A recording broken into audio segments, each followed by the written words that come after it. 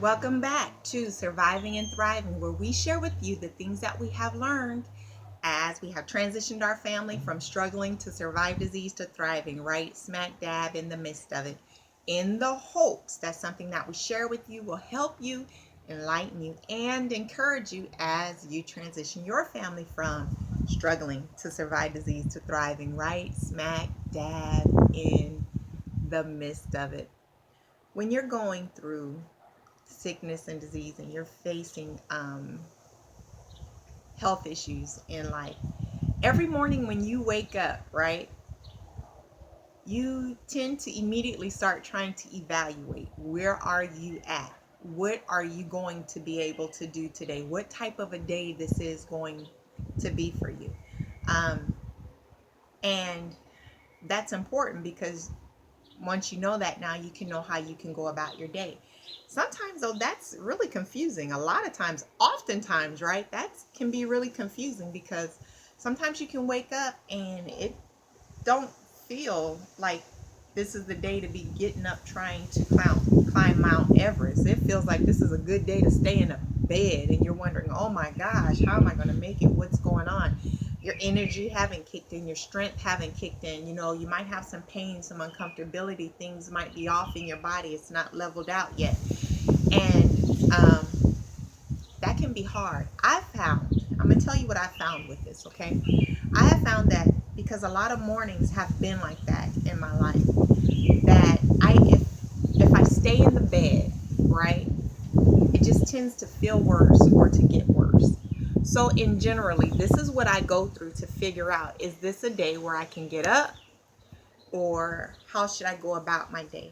I have found that sometimes that what you feel in the morning can be a little bit deceiving, that it can stay that way if you stay in the bed and you don't move. But sometimes if you push your body anyway and say, I'm going to get up and get to moving anyway, then things start to fall into place. Things start moving. Now, when I find myself in those type of mornings and getting up like that, I move slow. I start off slow. I'm not going to get up and start sprinting, trying to run on and do this and do all of that. No, I'm moving slow. I'm allowing my body to get acclimated, getting the blood flowing in my body, trying to see if it's going to pick up and lift off of me so that I can go forward. Or is this one of them days it's going to be a slow day all day? That's not always an easy thing to do because sometimes your body is talking loudly and it is saying, don't move.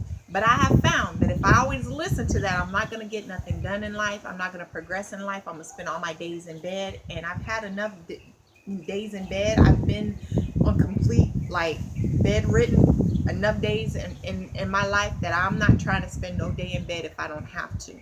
I'm trying to get up and live to the fullest. So I've learned to push past that sometimes, push past the uncomfortability, the pain, the cloudiness, the everything that's going on, to push past it just to get going and see where my body's going. Give it a chance to kick in and get in motion, get some blood flowing through my body to see what's going to happen. And what I found is when I do that, most times, most often, my body kicks in, I'm in full strength, and I'm off. It's a great day, right?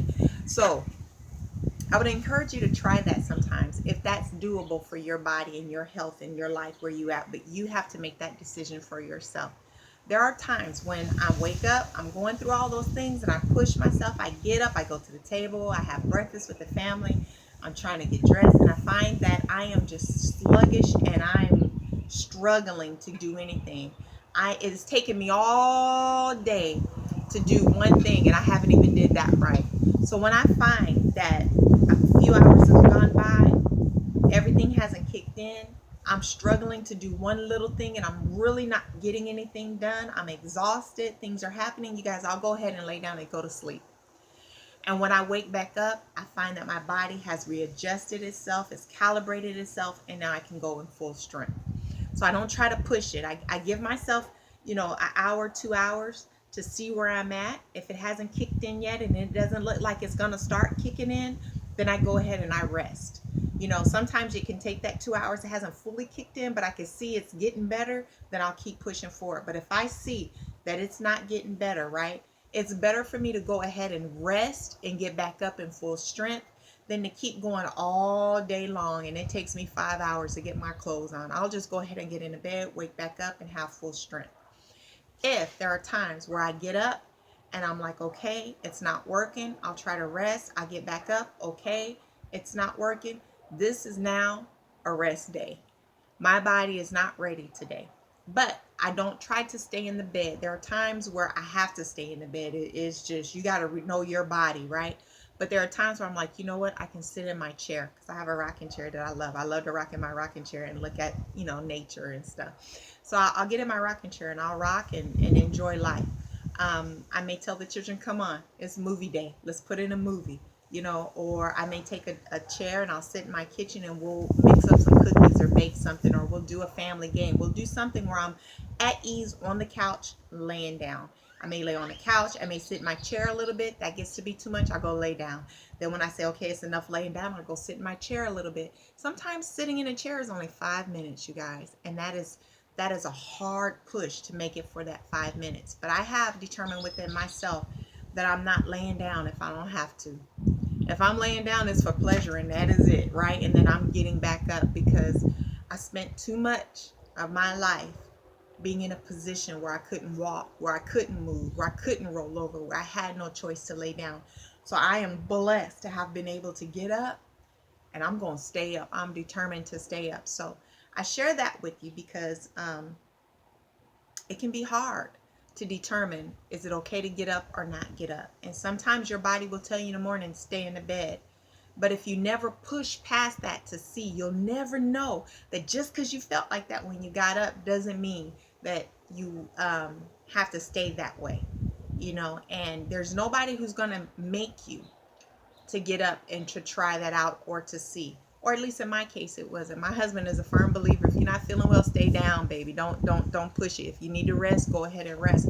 But I had to start pushing it. Now, when you initially start pushing it, it depends on where you start at. If you come from a place of great weakness, and I came from a place of great weakness many times, multiple times, right?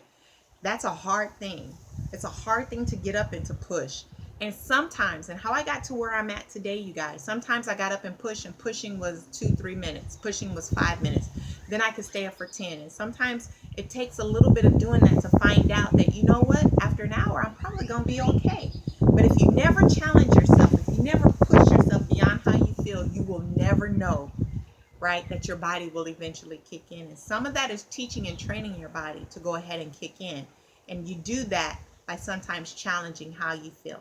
So, thank you for watching. I hope this was helpful to you. In all things, remember, do you. Until next week.